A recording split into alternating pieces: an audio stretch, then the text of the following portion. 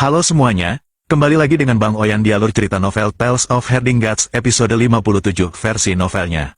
Sutra Taixuan dan pertemuan dengan naga kilin, ketiga Raja Surgawi Zhenjiao berusaha sekuat tenaga keluar dari wilayah terlarang Xiaolei. Namun, mereka hanya bisa melihat sosok Qin Mu yang bergerak maju mundur, semakin kecil dan akhirnya menghilang dari pandangan.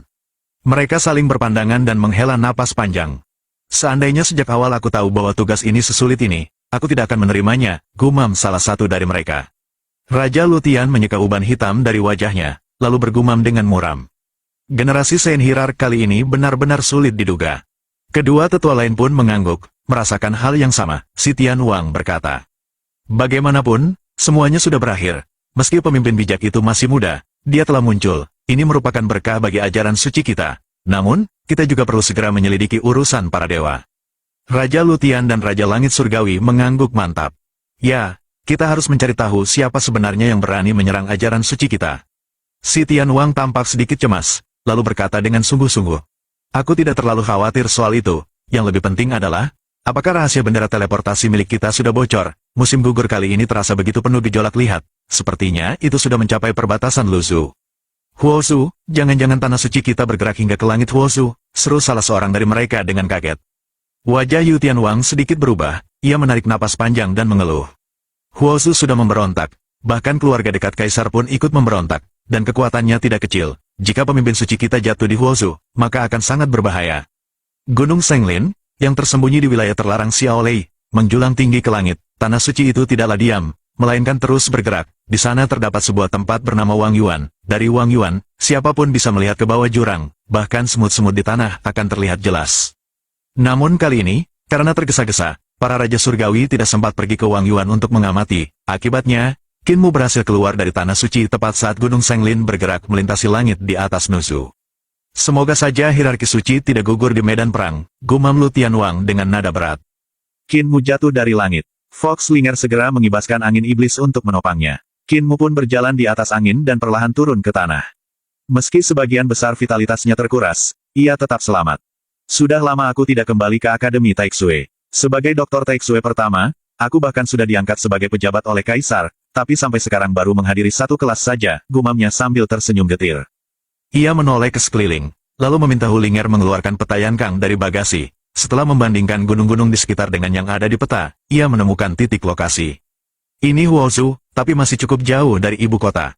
Tiba-tiba ia melihat sebuah kapal bangunan terbang melintas di langit. Qin Mu segera mengerahkan kaki pencuri dewa, berlari cepat menyusuri kaki bukit mengejar kapal itu.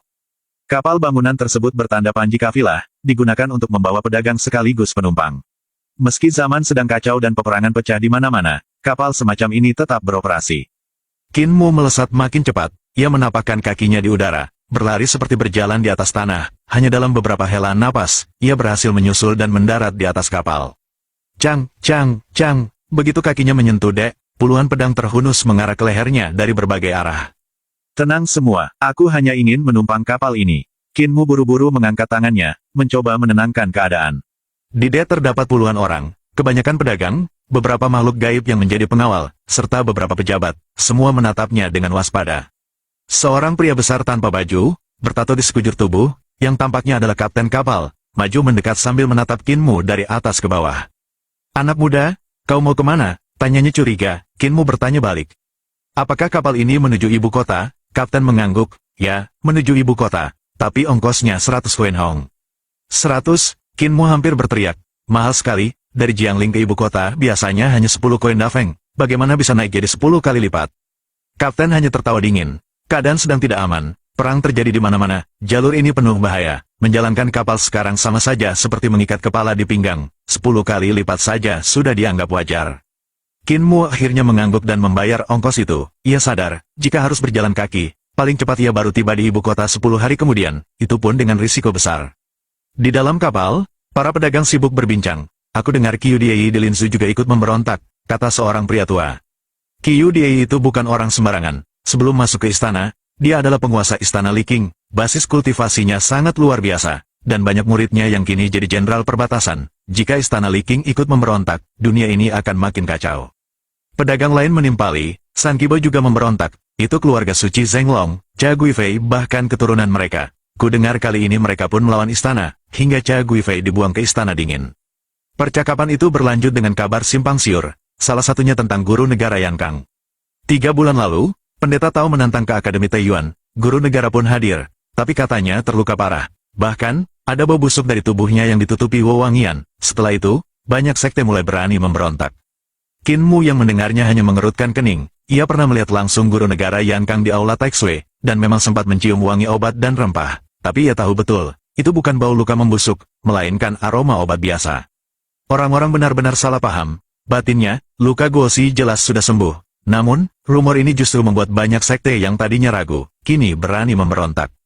Situasi di luar memang semakin kacau. Sekalipun pemberontakan berhasil dipadamkan, kekuatan Yan Kang pasti terkuras besar. Tiba-tiba, kapal bergetar keras. Qin Mu menoleh keluar dan terkejut melihat mereka masuk ke area pertempuran di udara. Kapal perang, harta terbang, awan tempur, hingga kavaleri terbang memenuhi langit. Kapten buru-buru mengubah arah agar kapal pedagang itu tidak terbawa ke tengah perang. Namun, segerombolan kavaleri justru menutup jalan mereka. Dari kejauhan, sebuah pedang terbang meluncur seperti busur, membantai banyak orang sekaligus. "Kami hanya pedagang lewat, bukan prajurit," teriak Kapten panik. Namun, kavaleri itu tak peduli. Mereka meloncat ke dek, menebas layar dan tali, lalu membantai siapapun di hadapan mereka.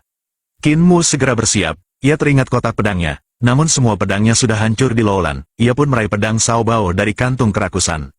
Dengan satu tebasan, pedang itu menebas puluhan pedang terbang musuh hingga patah, hanya tersisa gagang. Ilmu pedang Qin Mu, ditambah ketajaman Sao Bao, membuatnya seolah tak terkalahkan. Namun bahaya berikutnya segera datang. Dari udara, para prajurit musuh melepaskan ribuan serangga dari kantung kain di pinggang mereka. Suara dengungan memenuhi langit, dan seketika kawanan serangga emas menyerbu seperti naga berbisa. "Itu pasukan serangga," teriak seseorang dengan ngeri. Wajah semua orang pucat pasi. Seorang pedagang gemuk berteriak kesakitan. Tubuhnya digerogoti serangga yang masuk lewat mata, telinga, dan hidung. Dalam hitungan detik, yang tersisa hanya kulit kosong di dek, sementara ribuan serangga merangkak keluar dari tubuhnya lalu kembali berterbangan di udara. Suasana di kapal benar-benar kacau. Tukang kapal memang seorang ahli supernatural dengan kemampuan luar biasa. Tapi ia sibuk mengendalikan laju kapal sehingga tidak sempat memedulikan orang-orang yang panik. San Qibao terkenal dengan 3 keajaiban, serangga, obat, dan wanita cantik. Putri mereka bernama Mei. Sementara di istana ada selirca yang berasal dari keluarga itu. San Qibao juga memiliki tradisi pengobatan yang tinggi. Banyak tabib ahli yang menguasai seni penyembuhan sekaligus penggunaan gu. Namun, dari ketiga keanehan itu, yang paling ditakuti adalah serangga. Pasukan serangga San Qibao begitu mengerikan. Mereka tidak hanya ahli obat dan racun, tetapi juga mampu mengendalikan berbagai serangga beracun unik. Setelah San Qibao dimasukkan ke dalam kekuasaan kekaisaran, kaisar memerintahkan mereka membentuk pasukan khusus serangga. Kini, karena San Qibao memberontak, pasukan itu pun berbalik melawan istana. Medan perang yang mereka masuki sekarang adalah pertempuran antara pasukan kekaisaran dan pasukan serangga San Qibao. Kapal Qin Mu secara tidak sengaja terseret ke tengah, lalu diserbu kawanan serangga. Serangga jenis ini terlalu banyak, pedang Sao Bao saja tak sanggup membasmi semuanya. Qin Mu menggertakkan gigi. Kulit kepalanya terasa tegang saat melihat ribuan serangga emas menyerbu. Ia segera membagi pikirannya menjadi 2. Tangan kirinya menggerakkan pedang Sao Bao menebas seorang sersan musuh. Sementara dari tangan kanannya, vitalitasnya meledak. Untaian tipis vitalitas keluar seperti benang cahaya merah menyala, membentuk bola api bundar di udara yang berputar dengan dengungan. Itulah ilmu pedang matahari terbenam dari Yu Yuan Guxue. Begitu bola itu berputar, cahaya pedang tak terhitung jumlahnya meledak dari dalamnya. Setiap pedang menembus serangga emas di sekelilingnya. Dalam sekejap, mayat serangga berguguran di sekeliling Qin Mu, menutupi dek. Di saat yang sama, pedang Sao Bao menikam dada seorang sersan dengan kilatan tajam, lalu kembali lagi untuk menebas sersan lain. "Ilmu pedang yang hebat," seru kapten kapal terkesan. Ia segera menyerahkan kendali pada wakilnya, lalu melepaskan sebuah labu api. Begitu labu itu dibuka, semburan api membentuk seekor phoenix berkepala 9. Burung raksasa itu mengepakkan sayap, menyelimuti kapal, lalu menyemburkan api dari 9 paruhnya. Dalam sekejap, ribuan serangga terbakar menjadi abu. Bahkan pasukan San Qibao yang mencoba mendekat pun ikut terbakar. Qin Mu tercengang. Kapten kapal, seorang pria parubaya bertubuh kekar, ternyata menyembunyikan kekuatan luar biasa. Kekuatannya tidak kalah dengan Jenderal Xiao Qin Fei. Namun, gelombang serangga berikutnya datang bagai lautan hitam. Di tengahnya berdiri seorang wanita cantik berpakaian jenderal. Ia berdiri anggun di atas kawanan serangga yang bergulung seperti ombak. "Itulah keanehan kedua San Qibao wanita cantik," bisik kapten dengan seringai kecil. Ia lalu membuat labu api itu membesar hingga setinggi 3 hingga 5 meter, mulut labu menghadap ke bawah, menelan kawanan serangga dengan hisapan kuat. Dengan cepat ia menempelkan puluhan segel rune di udara, membentuk pola bercahaya. Saat rune menyala, serangga-serangga yang tersedot ke dalam labu langsung hancur menjadi abu. Kinmu matanya berbinar, luar biasa teknik segel runenya begitu dalam. Jenderal wanita itu terkejut, matanya menyipit menatap, kau bandit api Fan Yunxiao, sejak kapan kau jadi kapten kapal? Mendengar nama itu, para pedagang dan pejabat di kapal langsung berubah wajah, ketakutan, nama Fan Yunxiao bukanlah nama asing. Fan Yunxiao hanya terkekeh, di masa damai, aku memang bandit yang merampok kapal, tapi di masa sulit seperti ini, merampok tak menghasilkan apa-apa, jadi aku jadi kapten kapal, lebih cepat untungnya, bukan begitu, Jenderal? Jenderal wanita mendengus dingin, lalu menarik mundur pasukannya. Meski tahu Fan Yunxiao dulunya bandit, ia sadar sulit mengalahkannya di sini. Serangga pun perlahan surut, dan kapal mereka lolos dari bahaya. Fan Yunxiao menghela napas lega, lalu menenangkan para penumpang. Jangan takut, sekarang aku bukan bandit. Kapal ini pun terdaftar resmi di ibu kota. Namun, tatapan pedagang tetap penuh ketakutan. Mereka sadar, dari mulut harimau, kini justru masuk ke sarang naga. Fan Yunxiao tersenyum kecut, lalu menoleh pada Kinmu, ilmu pedang adik kecil ini luar biasa. Apakah kau murid keluarga Yuyuan? Kinmu menggeleng, namaku Kinmu, dari Akademi Taiyuan, justru pengetahuan saudara Fan yang membuatku kagum. Mendengar itu, Fan Yunxiao tertawa bahagia, jarang ada yang memuji pengetahuanku, banyak orang menganggapku hanya bandit, padahal Taoisme, segel, dan rune semuanya berakar dari pengetahuan, tanpa pengetahuan, mustahil membangun apapun. Kinmu mengangguk setuju, ia pun memahami, baik alkimia, pedang Tao, maupun seni segel, semua membutuhkan dasar pengetahuan yang mendalam. Mereka mengobrol sebentar, namun tiba-tiba seorang anak buah berlari dari bawah kabin, panik. Tuanku, tungku pil kita bermasalah, jenderal wanita tadi sempat menyusupkan serangga ke dalam tungku, dan sekarang tungkunya rusak. Fan Yunxiao menggaruk kepala, gusar, sudah kubilang, jangan panggil aku tuanku, cepat, siapa yang bisa memperbaiki tungku pil? Namun, beberapa alkemis yang muncul dari kabin wajahnya gosong, tungku pil meledak. Ekspresi Fan Yunxiao berubah drastis, sialan, semuanya, bersiap lompat. Kinmu maju cepat, jangan panik, aku bisa memperbaikinya, aku mengerti pemurnian alat dan pembuatan pil, biarkan aku mencoba. Fan Yunxiao ragu, tapi tetap mengizinkan, Kinmu masuk kabin dan melihat tungku pil hancur. Tungku itu adalah karya rumit dari Akademi Taiyuan, berfungsi mengubah obat dan batu roh menjadi energi untuk mengangkat kapal. Kinmu segera bertindak, dengan vitalitas Suzaku di tangan kiri dan vitalitas Xuanwu di tangan kanan, ia memanaskan pecahan logam menjadi cair, lalu mendinginkannya, menempa ulang bagian-bagian tungku dengan cepat. Orang-orang di kapal tertegun melihatnya, namun, kapal mulai melambat dan turun, Fan Yunxiao pun keluar, mengeluarkan Phoenix api untuk menopang kapal agar tidak jatuh. Namun, tenaga manusia terbatas, wajah Fan Yunxiao memerah menahan beban kapal raksasa itu, jika ia gagal, semua akan hancur. Tepat saat ia hampir tak sanggup lagi, tiba-tiba dari buritan, dua binatang perunggu menyemburkan api menyala-nyala. Kapal langsung melesat ke depan, kecepatannya melonjak 3 hingga 5 kali lipat. Fan Yunxiao terguncang, ia cepat-cepat memanggil kembali Phoenix apinya, lalu menatap Kinmu yang keluar dari kabin sambil terengah, saudara Kin tunggu apa yang kau buat, kapal ini jadi terlalu cepat. Kinmu menggaruk kepala, aku tidak pernah melihat diagram aslinya, jadi aku tempa sesuai pemahamanku sendiri mungkin agak berbeda. Belum sempat Fan Yunxiao bicara lagi, boom, suara ledakan keras terdengar, kapal itu menembus langit dengan kecepatan melampaui suara, melesat bagai panah. Fan Yunxiao terkejut sekaligus girang, luar biasa, saudara Qin, dari siapa kau belajar menempa besi, jika suatu hari kita merampok lagi, siapa yang bisa menghentikan kita? Kinmu hanya bisa terdiam, kini ia mengerti kenapa Taois dari Sekte Dao menganggap jalan pikirannya tidak lurus. Rubah kecil yang duduk di bagasi belakang perahu Kinmu tak tahan lagi dan menjulurkan kepalanya. Ia berkata kepada Fan Yunxiao. Saudara Fan, pernahkah kau berpikir bahwa sekarang perahumu bisa melaju 3-5 kali lebih cepat dibanding sebelumnya? Jika digunakan untuk mengangkut penumpang, bukankah itu lebih baik? Kau cukup bola-bali beberapa kali saja untuk menghasilkan banyak uang, tidak perlu repot merampok. Fan Yunxiao menatap Linger sambil mendengus. Kenapa kau begitu keras kepala? Kapalku sudah cukup cepat, dan hasil merampok juga makin besar. Dulu aku hanya bisa merampok sekali sehari. Tapi sekarang aku bisa 3-5 kali, jelas jauh lebih menguntungkan dibanding mengangkut penumpang. Saat masa damai, kapal dagang banyak, maka perampokan lebih menguntungkan. Tapi sekarang masa perang, kapal dagang makin sedikit, jadi mengangkut penumpang pun bukan pilihan bagus. Dasar rubah kecil, kau benar-benar tak paham bisnis. Linger terdiam tanpa bisa membantah, kapal terbang menuju ibu kota. Kapal yang mereka tumpangi melaju terlalu cepat, sampai berderit keras. Angin kencang membuat beberapa orang hampir tak sanggup menahan tekanan udara. Fan Yunxiao dan beberapa anak buahnya buru-buru memperkuat bagian lambung kapal agar tidak hancur di udara. Qin Mu yang ikut di atas kapal sempat ketakutan, khawatir kapal itu benar-benar akan runtuh. Untungnya, meskipun berderit keras, kapal tetap bisa bertahan sampai mereka melewati beberapa medan perang. Saking cepatnya, bahkan pasukan yang sedang bertempur tak sempat melihat jelas apa yang melintas, kapal itu sudah melesat seperti kilat.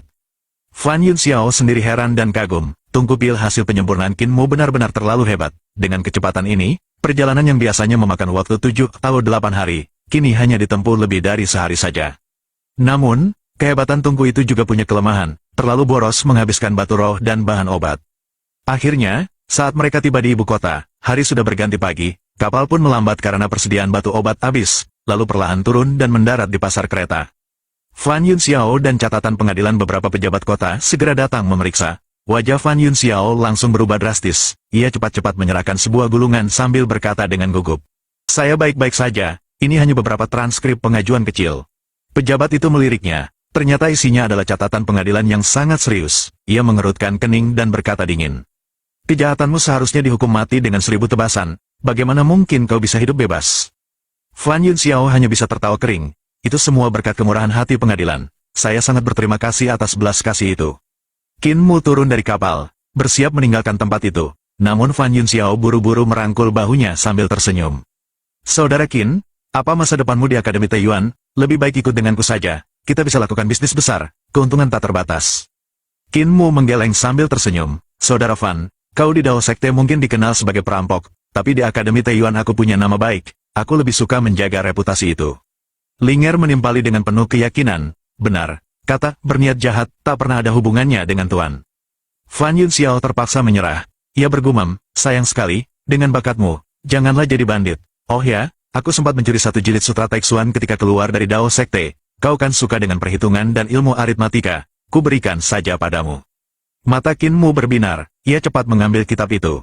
Bagaimana mungkin aku berani menerima hadiah sebesar ini? Linger, cepat simpan. Linger segera memasukkan Sutra Taixuan ke dalam tasnya. Fan Yunxiao menjelaskan, jangan khawatir, sutra ini memang tidak dilarang dipelajari oleh murid Dao Sekte. Isinya dipakai untuk membuka kecerdasan para murid. Kalau kau benar-benar memahaminya, kau bisa mempelajari pedang Dao 14 bab. Dulu aku belajar sampai bab ke-5, tapi sebelum masuk bab ke-6 aku sudah diusir jadi bandit. Qin Mu penasaran bertanya, bab pertama itu yang disebut, 1 titik menembus sambungan, 2 instrumen mengulang yin dan yang, bukan? Fan Yunxiao terkejut, kau tahu jurus itu? Benar, itu bab pertama. Jurus paling sederhana, tapi makin ke belakang makin sulit dan makin kuat. Katanya, jika ada yang bisa menguasai sampai bab ke-14, ia akan tak terkalahkan di dunia, bahkan bisa menjadi dewa leluhur. Sayangnya, sepanjang sejarah Dao Sekte, tak ada seorang pun yang berhasil. Qin Mu teringat saat bertarung dengan Lin Xuan Daozi. Jurus pertama saja sudah membuatnya kewalahan dan terluka. Ia semakin penasaran dengan kekuatan penuh dari ke-14 bab pedang itu. Di gerbang Akademi Taiyuan, setelah berpamitan dengan Fan Yunxiao, Qin Mu melanjutkan perjalanan ke Akademi Taiyuan. Dalam hati ia berpikir, Fan Yunxiao memang orang yang menarik. Entah kapan dia akan berakhir di Caishiko untuk dipenggal lalu, setelah leluhur mengundurkan diri, siapa yang akan menjadi Jijiu Agung berikutnya?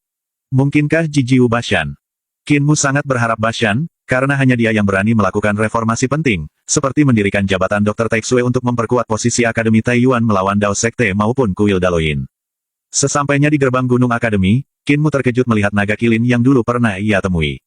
Hewan itu masih tergeletak di depan gerbang, seperti patung, tapi rantai di lehernya sudah hilang. Qin Mu mendekat, mengamati, lalu bertanya, rantai di lehermu sudah tak ada, kenapa kau tetap di sini? Kenapa tidak pergi? Naga kilin mendesah pilu. Aku tak punya tempat tujuan. Di sini ada makanan dan minuman setiap hari, kenapa harus pergi? Lebih nyaman tinggal di sini. Linger tertawa, besar-besar tapi cita-citanya cuma makan dan minum. Naga kilin menatapnya dengan sombong.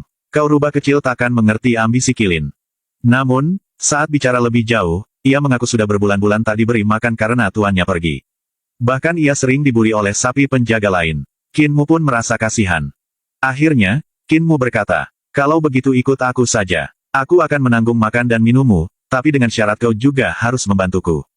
Naga kilin langsung setuju, meski dengan syarat ia hanya mau makan pil roh api merah dan minum air danau Yulong setiap hari. Mendengar itu, Qin Mu dan Linger hampir pingsan. Biayanya terlalu besar. Namun Qin Mu berpikir ulang. Aku seorang tabib sekaligus peracik pil. kalau aku yang membuat pilnya sendiri, mungkin bisa lebih hemat, tapi kau juga harus berbagi denganku. Ludah nagamu, Longxian, adalah obat berharga, setiap hari kau harus memberiku sedikit. Naga Kilin sempat curiga, tapi akhirnya menyetujui. Sejak itu, ia mengikuti Qin Mu kemanapun, setia seperti bayangan. Linger yang melihatnya terkagum-kagum makhluk sebesar ini, penuh rune alami di tubuhnya, benar-benar tampak megah. Menuju Danau Yulong, Qin Mu membawa naga Kilin ke Danau Yulong agar ia bisa minum sepuasnya. Dalam hati ia berharap. Air liur naga Kilin ini adalah obat luka yang sangat langka. Semoga bisa kujual mahal untuk menutupi biaya membuat pil. Kalau tidak, habislah seluruh uangku hanya untuk memberi makan hewan rakus ini. Bersambung, berikut rangkuman cerita. Jadi begini.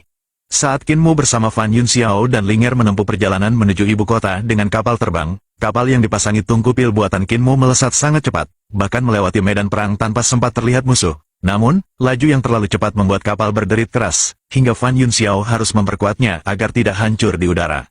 Setibanya di ibu kota, kapal kehabisan batu roh dan perlahan mendarat. Fan Yunxiao hampir tertangkap karena catatan kejahatannya, tetapi berhasil lolos dengan dalih kemurahan hati pengadilan. Ia sempat menawarkan Qin Mu untuk ikut menjadi bandit, namun Qin Mu menolak demi menjaga nama baik di Akademi Taiyuan. Sebagai gantinya, Fan Yunxiao memberikan kitab Sutra Taixuan yang berisi dasar-dasar pedang Dao 14 bab.